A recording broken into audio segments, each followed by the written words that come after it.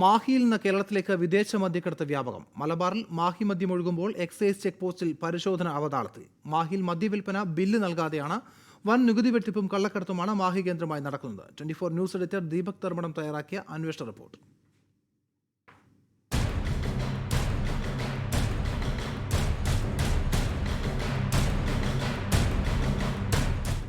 മാഹിയിലെ മദ്യലോബിയെക്കുറിച്ചുള്ള അന്വേഷണവുമായാണ് ഞങ്ങളുടെ യാത്ര. ഞങ്ങളിപ്പോൾ മയ്യഴിയിലാണ്. പുതുശ്ശേരി സംസ്ഥാനത്തിൻ്റെ ഭാഗമായ കേന്ദ്രഭരണ പ്രദേശമായ മയ്യഴിയിൽ. മയ്യഴിയിൽ നിന്നും ദിവസേന വലിയ തോതിൽ മദ്യം കേരളത്തിലേക്ക് കടത്തുന്നുണ്ട്. ഇത് തേടിയാണ് ഞങ്ങളുടെ യാത്ര.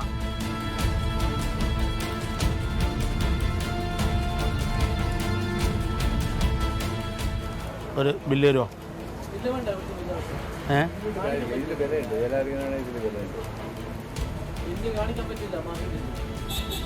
ആ അല്ല, നമുക്ക് ക്ലെയിം ചെയ്യേണ്ടതുണ്ടോ? ഇല്ലല്ലേ.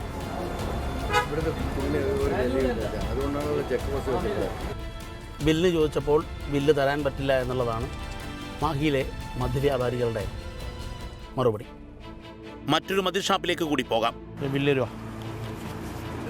ഇല്ല. അതെ, ബില്ലില്ലാതെ എവിടാ? ഉത്തരം ഒന്ന് തന്നെ. മാഹിയിൽ ബില്ല് നൽകില്ല. വലിയ നികുതി തട്ടിപ്പും ചട്ടലംഘനവുമാണ് പോണ്ടിച്ചേരിയുടെ ഭാഗമായ മാഹിയിൽ നടക്കുന്നത്. ഇനി മദ്യവുമായി കേരളത്തിലേക്ക് നീങ്ങാം. ആദ്യം കണ്ണൂരിലേക്കുള്ള വഴിയിൽ. മാഹി പാലത്തിന് തൊട്ടരികിൽ എക്സൈസിന്റെ ചെക്ക് പോസ്റ്റ് ഉണ്ട്. എന്നാൽ പേരിനു പോലും ഒരു പരിശോധനയുമില്ലാതെ ഞങ്ങൾ നീങ്ങി. ഒരു വാഹനവും ഇവിടെ പരിശോധിക്കുന്നില്ല. തിരിച്ചു ഞങ്ങൾ കോഴിക്കോട് ഭാഗത്തേക്ക് നീങ്ങുകയാണ്. അഴിയൂരിലെ എക്സൈസ് ചെക്ക് പോസ്റ്റിലും ഒരു പരിശോധനയുമില്ല. മയ്യഴിയിൽ നിന്നും മദ്യം വാങ്ങി ഞങ്ങളിപ്പോൾ കേരളത്തിലെത്തി. എവിടെയും ഒരു പരിശോധനയും ഉണ്ടായിരുന്നില്ല. ഇപ്പോൾ അഴിയൂരിലെ എക്സൈസ് ചെക്ക് പോസ്റ്റിന് മുൻപിലാണ് ഞങ്ങളുള്ളത്. പരിശോധിക്കാൻ ആരുമില്ല. മാഹിയിൽ നിന്നും കേരളത്തിലേക്ക് ആർക്കും എപ്പോൾ വേണമെങ്കിലും മദ്യക്കടത്ത് നടത്താവുന്ന സാഹചര്യമാണ് നിലവിലുള്ളത്. സംസ്ഥാന എക്സൈസ് മന്ത്രി ടി പി രാമകൃഷ്ണന്റെ ശ്രദ്ധ ക്ഷണിക്കുകയാണ് ഞങ്ങൾ. ക്യാമറാമാൻ VS രാഹുലിനൊപ്പം അഴിയൂർ ചെക്ക് പോസ്റ്റിൽ നിന്നും ദീപക് ധർമ്മടം, 24. ദീപക് ധർമ്മടം ചേരുന്നു വിശദാംശങ്ങളുമായിട്ട്. ദീപക്, എത്ര അനായാസമാണ് മാഹിയിൽ നിന്ന് കേരളത്തിലേക്ക് ഇത്തരത്തിൽ മദ്യം ഒഴുകുന്നത്? ഇൻവെസ്റ്റിഗേഷനിൽ നമ്മൾ കണ്ട കാഴ്ചകൾ എങ്ങനെയാണ്? ജോൺ, ഇതിൽ രണ്ട് കൃത്യമായ ചട്ടലംഘനമാണ് നമുക്ക് കണ്ടെത്താനായത്. ഒന്ന്, മാഹിയിൽ പോണ്ടിച്ചേരി സംസ്ഥാനത്തിൻ്റെ ഭാഗമായ മാഹിയിൽ നടക്കുന്ന യൂണിയൻ ടെറിട്ടറിയിൽ നടക്കുന്ന ചട്ടലംഘനം. ആ ചട്ടലംഘനം എന്നാൽ ഇന്ത്യയിലെ നിലവിലുള്ള നിയമപ്രകാരം ഏത് ഒരു കച്ചവടത്തിനും ബില്ല് നൽകണം. സാധാരണഗതിയിൽ എന്ത് സാധനങ്ങൾ വാങ്ങിക്കുമ്പോഴും, അതായത് MRP ഉള്ള മാക്സിമം റീറ്റെയിൽ പ്രൈസുള്ള ഏത് സാധനങ്ങൾ വാങ്ങിക്കുമ്പോഴും ബില്ല് നൽകണമെന്നതാണ് ചട്ടം.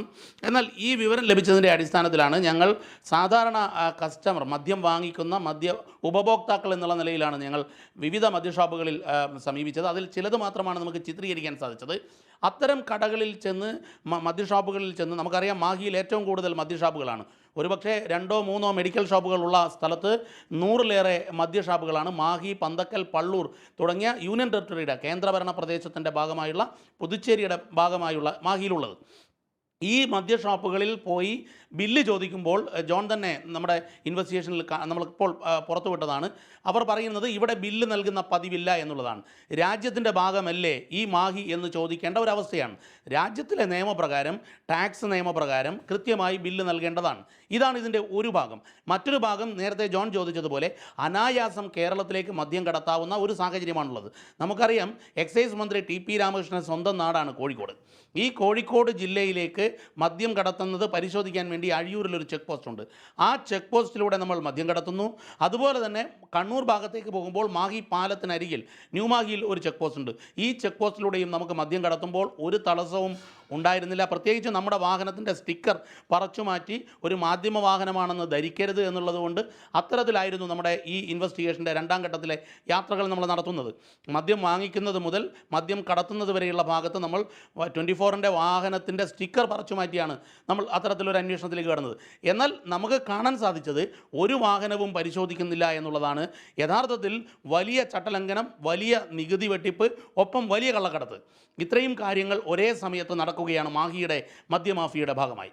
ദീപക്, അത്തരത്തിൽ നോക്കുമ്പോൾ അത് കേരളത്തിലെ എക്സൈസിന്റെ ഒരു പിടിപ്പുകേട് എന്നുകൂടി വിലയിരുത്തണമല്ലോ.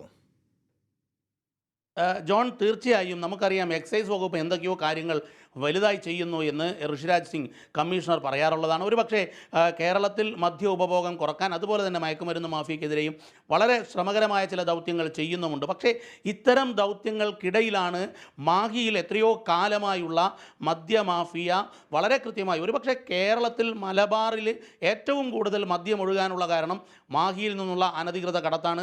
കാരണം പകുതി പൈസയ്ക്കാണ് മദ്യം അവിടെ കിട്ടുന്നത്. നമുക്കറിയാം കേരളത്തിൽ കിട്ടുന്നതിനേക്കാൾ പകുതി വിലയ്ക്കാണ് മദ്യം വാങ്ങിച്ചത്. ഒരുപക്ഷെ ഈ അന്വേഷണത്തിൻ്റെ ഭാഗമായി നമ്മൾ മദ്യം വാങ്ങിക്കുമ്പോഴും നമുക്ക് മനസ്സിലായതാണ്. ഇതിൻ്റെ മറ്റ് അന്വേഷണ ഘട്ടങ്ങൾ ഇനി വരും ദിവസങ്ങളിൽ 24 പുറത്തുവിടും. പക്ഷേ ഇതിൽ ആദ്യഘട്ടത്തിൽ തന്നെ, ഒന്നാം ഘട്ട അന്വേഷണത്തിൽ തന്നെ നമുക്ക് ബോധ്യപ്പെടുന്ന കാര്യം കേരളത്തിലെ എക്സൈസ് വകുപ്പിൻ്റെ കൃത്യമായ ഒരു അനാസ്ഥ അല്ലെങ്കിൽ കൃത്യമായൊരു വീഴ്ച ഈ ഭാഗത്തുണ്ട്. അതുപോലെ തന്നെ മാഹിയിലെ മദ്യമാഫിയ വളരെ ശക്തവും പ്രബലവുമാണ്. അവർക്ക് അതിനനുസരിച്ച് അവിടെ നിന്നും മദ്യം കേരളത്തിലേക്ക് കടത്തിവിടാനുള്ള സംവിധാനങ്ങളും സൗകര്യങ്ങളുമുണ്ട്. കാരണം ഈ കടയിൽ, 2 കടകളിൽ ഒരു കടയിൽ ഞാൻ ചോദിക്കുകയാണ് ഇത് കൊണ്ടുപോകുമ്പോൾ പിടിക്കുമോ എന്ന്. ആ സമയത്ത് അവർ പറയുന്നത് ഒരു പ്രശ്നവുമില്ല, ഒരു ചെക്കിങ്ങും ഉണ്ടാവില്ല. ഞാൻ വീണ്ടും ആവർത്തിച്ച് പറഞ്ഞു ബില്ല് തരാമോ, പറഞ്ഞു ഇവിടെ ബില്ല് കൊടുക്കുന്ന പതിവില്ല. വീണ്ടും ചോദിച്ചു ക്ലെയിം ചെയ്യാൻ വേണ്ടിയാണ്, എനിക്ക് എൻ്റെ കമ്പനിയിൽ ക്ലെയിം ചെയ്യാൻ വേണ്ടിയാണ്, ബില്ല് തരണം. പറഞ്ഞു ഇവിടെ ബില്ല് നൽകാറില്ല, മാഹിയിൽ ബില്ല് നൽകുന്ന പതിവില്ല, നിങ്ങളെ ചെക്ക് പോസ്റ്റിൽ പിടിക്കില്ല. അപ്പോൾ അത്രയും ധൈര്യം ഈ മദ്യവിൽപ്പനക്കാർക്ക് ഉണ്ട് എന്ന് പറയുമ്പോൾ ഇത് കൃത്യമായി നടക്കുന്നു എന്ന് വേണം കരുതാൻ ജോൺ.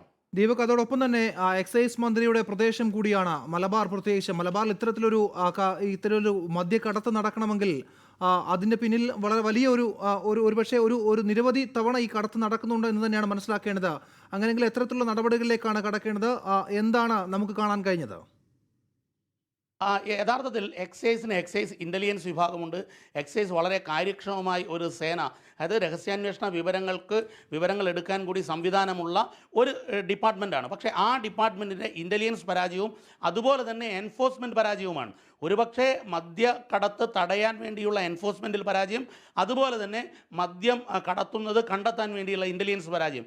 ഇത് രണ്ടും നടക്കുന്നത് ജോൺ പറഞ്ഞതുപോലെ എക്സൈസ് മന്ത്രി TP രാമകൃഷ്ണൻ്റെ വീട് പേരാമ്പ്രയാണ്. പേരാമ്പ്രയിൽ നിന്നും അഴിയൂർ ചെക്ക് പോസ്റ്റിലേക്കുള്ള ദൂരം പരിശോധിക്കുമ്പോൾ നമുക്കറിയാവുന്നതാണ്, ഒരു താലൂക്കിൽ, വടകര താലൂക്കിൽ പെടുന്ന ഒരു പ്രദേശം, അല്ലെങ്കിൽ വളരെ അടുത്താണ്. സ്വന്തം നാട്ടിൽ ഉദ്യോഗസ്ഥരുടെ അനാസ്ഥ നടക്കുന്നു.